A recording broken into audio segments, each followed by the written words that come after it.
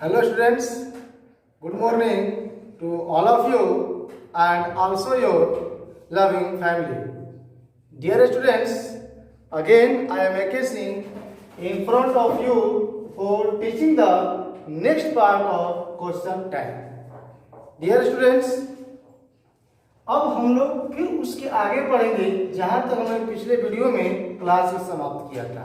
Dear students, थोड़ा सा आपको रिफ्रेश कर देते हैं कि हमने पहले क्या पढ़ाया था। तो कुछ पॉइंट हमने बताया था कि क्वेश्चन टाइप बनाते समय हम सहायक क्रिया को वैल्यू करते हैं, उसके बाद अफर्मेटिव या नेगेटिव से आर, आर इज, इजंट लिखते हैं, सब्जेक्ट लिखते हैं, उसके बाद sign of interrogation question mark लिखते हैं। कल के रूल्स में बताया था कि यदि हमारा कर्ता कोई पर्सनल प्रोनाउन जैसे ही हो, सी हो, इट हो तो हम इसी को लिखेंगे। और हमने बताया था कि दिया गया संज्ञा दिए गए वाक्य का कर्ता कोई नाउन हो तो इसके लिए भी हम ही, सी, इट ने ही, सी, इट अथवा दे का प्रयोग करते हैं। अब हम लोग आगे के रूल्स में पढ़ेंगे, ध्यान से देखिएगा। Rule number 3,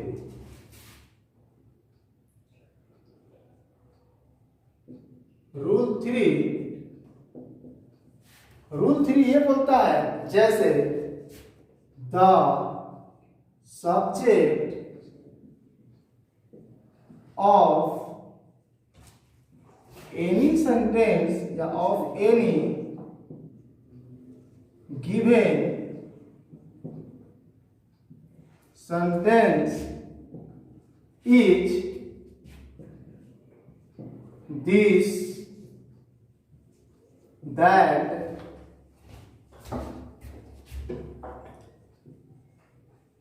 these, those,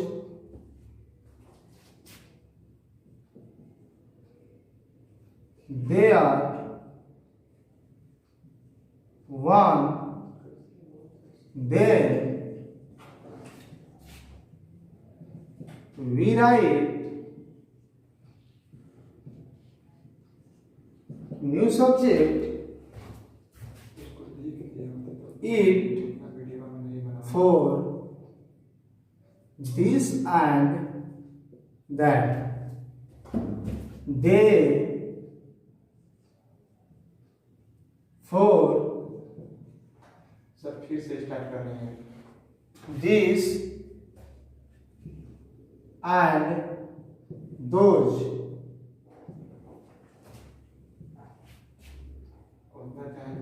they are for their and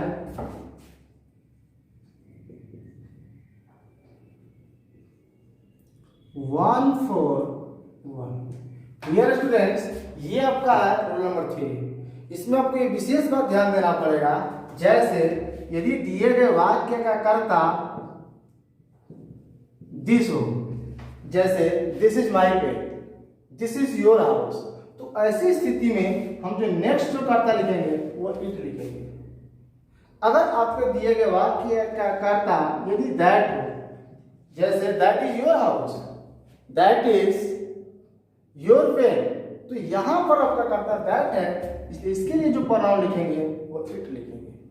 उसके बाद हमने बोला कि अगर आपका कर्ता जैसे the subject of any given sentence, दिए गए वाक्य कोई भी कर्ता this, that, this, those, there, one हो तो वी राइट न्यू सब्जेक्ट, हम नया कर्ता लिखते हैं इट फॉर दिस दैट, अर्थात अगर दिस और दैट रहेगा तो उसके लिए हम नया कर्ता इट लिखेंगे। उसके बाद अगर दिस और दोज रहेगा, उसके बाद अगर दिस और दोज रहेगा तो इसके लिए नया कर्ता हम दे लिखते हैं। थोड़ा सा हम डिस्क्रिप्शन कर देते हैं। जो दिस है वो प्रोनाउन दिस का है, और जो दोज है वो प्रोनाउन दैट, जो दिस है वो बहुवचन है दिस का, और जो दोज है वो बहुवचन है दैट का। और हम लोग जानते हैं कि ही, सी, इट का जो प्लूरल होता है वो दे होता है, इसलिए अगर आपके वाक्य में कर्ता दिस हो, अगर कर्ता दोष हो, तो इसके लिए हम क्वेश्चन टैग बनाते समय नया कर्ता दे को लिखते हैं। उसके बाद अगर हम दिए गए वाक्य कर्ता देयर हो, there is a ball, there is a pen, तो वैसी स्थिति में नया कर्ता देयर ही होगा। और यदि दिए गए वाक्य का नया कर्ता वन हो, तो इसके लिए नया कर्ता वन ही होगा। जैसे one can not help you, तो कैन वन हो जाएगा। जैसे एग्जाम्पल समझ सकते हैं,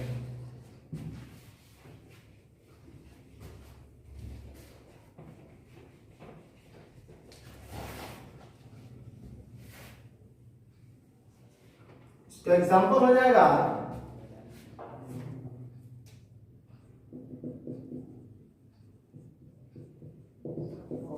एग्जाम्पल, फर्स्ट एग्जाम्पल हम लिखते हैं this is your pen, this is your pen.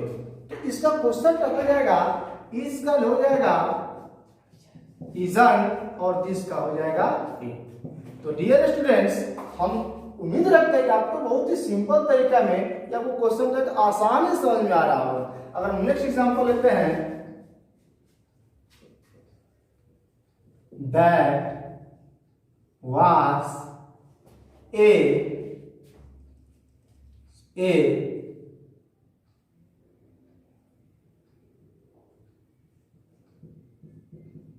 costly watch, that was a costly watch। This और दैट में ये अंतर, दिस मतलब आज प्रेजेंट को दिखाता है और जो दैट होता है वो पास्ट को दिखाता है। यही वजह होता है कि जब हम लोग नारेशन पढ़ते हैं तो नारेशन में बनाते समय पार्ट ऑफ स्पीच के अंतर्गत, change of part of speech के अंतर्गत दिस को दैट में बदल दिया जाता है। वजह यही होता है कि जो सेड होता है वो पास्ट होता है और जो दिस है वो प्रेजेंट है, जो दैट है वो पास्ट करता है। That was a costly watch, वह एक महंगी घड़ी था। तो इसका क्वेश्चन टैग हो जाएगा वाजन, लेकिन वाजन नहीं होगा, इसमें नोट नहीं लगा है, इसलिए हो जाएगा वाच इट। ओके, उसके बाद नेक्स्ट एग्जांपल देखते हैं, this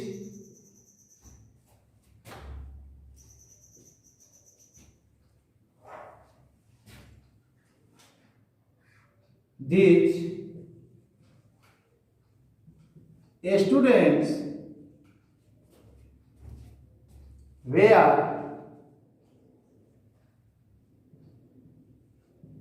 nutty, these students were nutty, ये विद्यार्थी काफी नटखट थे। तो जब इसका हम क्वेश्चन टैग बनाएंगे तो जाएगा weren't they, weren't they. या अगर हम नेक्स्ट एग्जांपल देखते हैं, those were not happy, those were not happy, वो सब खुश नहीं थे। तो इसका हो जाएगा question tag were they, were they. Next example लिखते हैं, देयर इज एन ऑफिस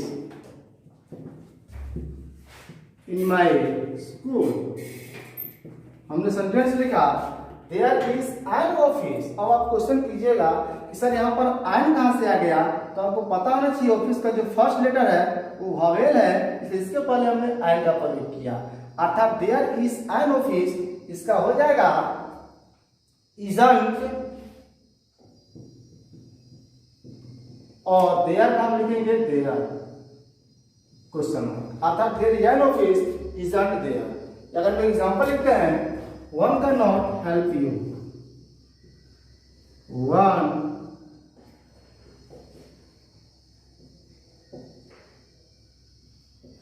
उसका हो जाएगा कैन वन,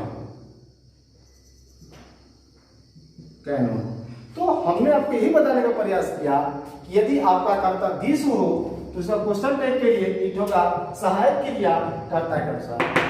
उसके बाद यदि हमारा न्यायकर्ता दैट हो तो इसके लिए हम इट का ही प्रयोग करेंगे कि जो दिस और दैट होता है वो सिंगुलर को दिखाता है। उसके बाद दिस स्टूडेंट्स हो या अगर सिर्फ दिस होता तो इसके साथ साथ हम कर्ता दे का प्रयोग करेंगे और दे बहुवचन है इसलिए वेयर का ही प्रयोग किया जाएगा। उसके बाद दोज, यहाँ पर जो दोज है दोज के साथ दे का प्रयोग किया जाएगा। उसके साथ अगर देयर हो तो कर्ता देयर ही लिखा जाएगा और यदि वन हो तो कर्ता वन लिखा जाएगा। तो ये था रूल नंबर 3। आपसे हम उम्मीद रखते हैं कि रूल नंबर 3 समझ में आ चुका होगा।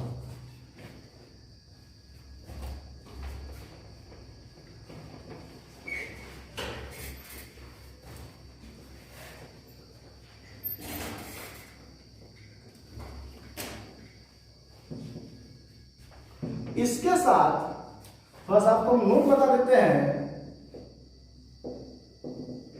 नोट आपका ये हो सकता है कि कुछ ऐसे वर्ड होते हैं या कुछ ऐसे सेंटेंस होते हैं जिसमें दिस दैट दिस दोज को एक एडजेक्टिव के रूप में प्रयोग किया जाता है। एडजेक्टिव का मतलब होता है कि जिसके साथ नाउन अटैच हो। जैसे एक सेंटेंस हुआ दिस इज माई पेन और एक सेंटेंस हुआ दिस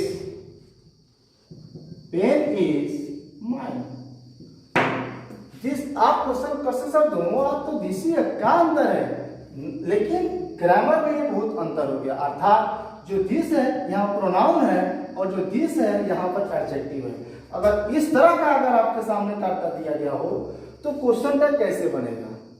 तो ऐसी स्थिति में क्वेश्चन टैग बनाते समय हम इसके सेकेंड जो इसके बगल में जो संज्ञा होगा उसके अनुसार हम ही सी इट अथवा दे को लिखते हैं। ये रिमार्केबल पॉइंट है कि अगर इनके साथ किसी संज्ञाओं को जोड़ दिया जाए तो ऐसी स्थिति में जो नया कर्ता होगा वो जुड़े संज्ञा के अनुसार किया जाएगा। जैसे एग्जांपल लिखते हैं,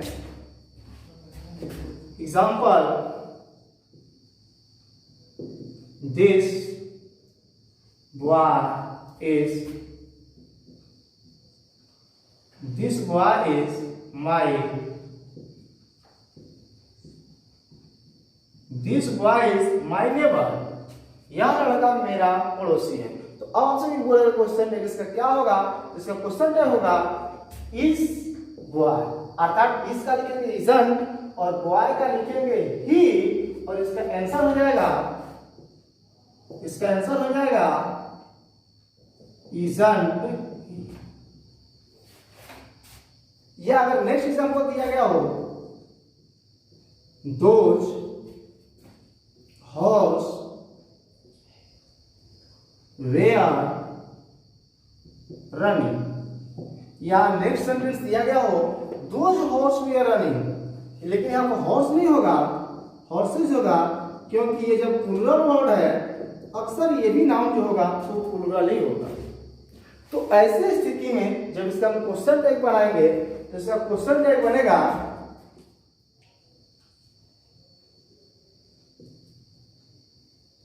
वेयरंट दे। या हम नेक्स्ट एग्जांपल लिखते हैं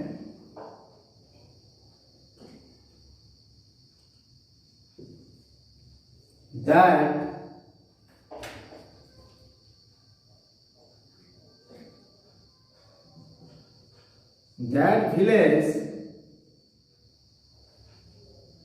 was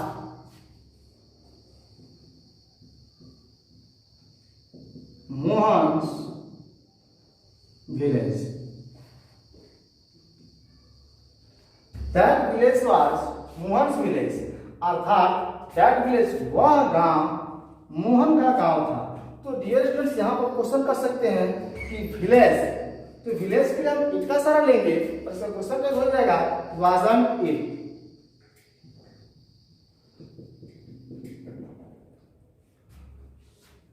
तो या अगर हम ऐसे भी लें एग्जांपल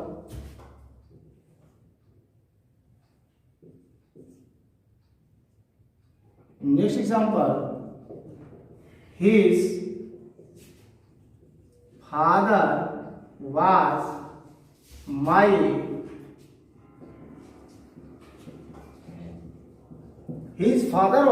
my neighbor. उसके पिताजी हमारे पड़ोसी थे। तो यहाँ पर दिस दैट नहीं है, यहाँ पर भी जो हिज है वो एडजेक्टिव का ही प्रयोग किया गया। जब इसका हम क्वेश्चन टाइप बनाएंगे तो जगह वाजंट है, क्योंकि इसमें जो मेन वर्ड है वो फादर है और इसका आंसर हो जाएगा वाजंट ही। तो ये रहा आपका रूल नंबर 3 और 3 का हमने होल डिस्क्रिप्शन दे दिया। तो dear students,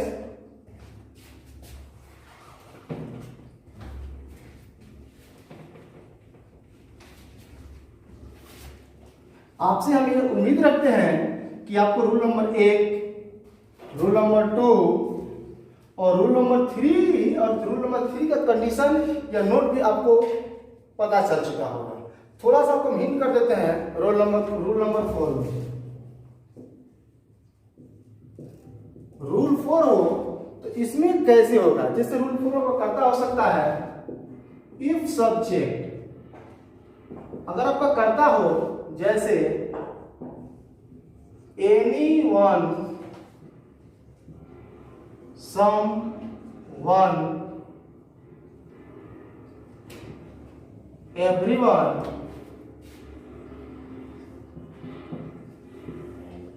no one, everybody,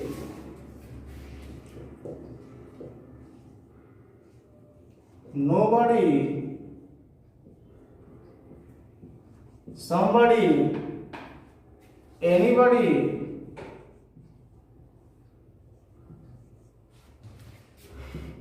they, we write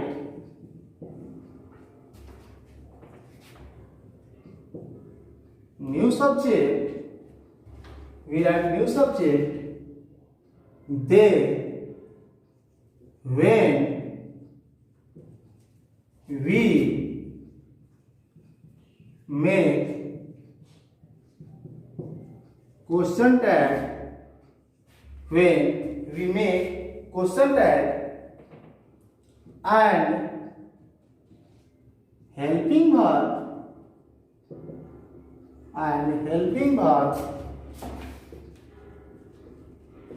is written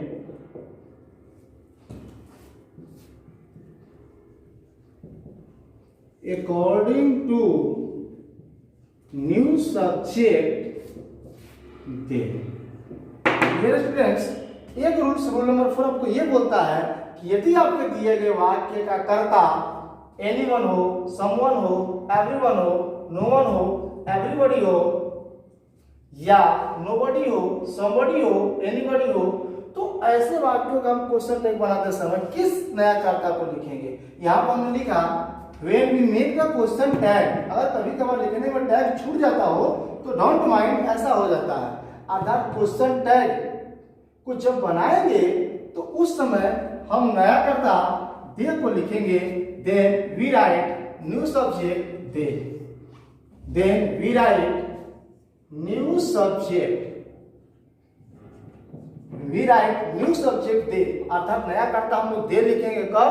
जब हम लोग क्वेश्चन टैग बनाएंगे तब। लेकिन एक मैटर ये हो सकता है कि यहां पर सहायक क्रिया में बच्चे फंस जाते हैं। जैसे हमने एग्जांपल दिया everyone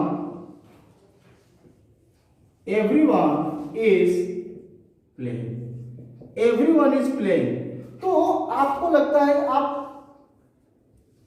कि नहीं सहायक क्रिया इस है तो हम इस और आप नोट करके आप कुछ लगा देते हैं और एग्जाम में बिल्कुल से गलत हो जाता है। ऐसा बात नहीं है। हमने बताया कि ऐसी स्थिति में हम नया कर्ता दे तो लिखेंगे, परंतु जो सहायक क्रिया होगा वो नया कर्ता दे के अनुसार होगा। इसलिए इसका क्वेश्चन टैग isn't they। ये आंसर आपका पूरी तरह से गलत है। इसका जो सही आंसर होगा वो होगा aren't they। ये आपका सही आंसर होगा। इसका कुछ एग्जांपल्स हम अगले वीडियोस में बताएंगे, लेकिन तब तक के लिए हम चाहेंगे कि आप यहाँ तक की टॉपिक्स को कवर करें और जो भी पढ़ाया गया और बस एक दो क्लास और है, लगभग क्वेश्चन टैग फिनिश हो जाएगा। लेकिन हम चाहेंगे कि जितना पढ़ाया जाए उसको फ्रेश करते चलिए। और हाँ, हम हर रोज आपको SW आपके ग्रुप में सेंड कर रहे हैं, उसके आंसर भी सेंड कर रहे हैं, आप उसको बनाइए और कंप्लीट कीजिए। और लास्ट में हम कहेंगे कि आपको किसी का इंतजार करने की जरूरत नहीं है। कहा जाता है कि जब चलना है अपने पैरों पे तो उम्मीद क्या रखना घरों पे। सो स्टूडेंट्स, हम यही चाहेंगे कि अब आप छोड़िए मोह माया। और कहा गया है, हम आपको क्लास में बोलते भी हैं कि जो बीत गई सो बात गई, तकदीर का शिकवा कौन करे। जो बीत गई सो बात गई, तकदीर का शिकवा कौन करे। जो तीर कमान से निकल गई, उस तीर का पीछा कौन करे। अंबर की आनंद को देखो, कितने इसके तारे टूटे, कितने इसके प्यारे छूटे। पर बोलो पिछले तारों पे कब अंबर शोक मनाता है। जो चला गया सो चला गया, छोड़िए। जो कंडीशन है छोड़िए, जैसे है वैसे ही मस्त होइए और मस्त रूप से पढ़ाई कीजिए और अपने सिलेबस को बिंदास कंप्लीट करने का प्रयास कीजिए। Thanks to all of you for looking this videos. और अंत में कहेंगे कि अगर आपको हमारी ये वीडियोस अच्छी लगी हो तो आप इस पर कमेंट जरूर करें और सब्सक्राइब और शेयर करना ना भूलें। Thank you.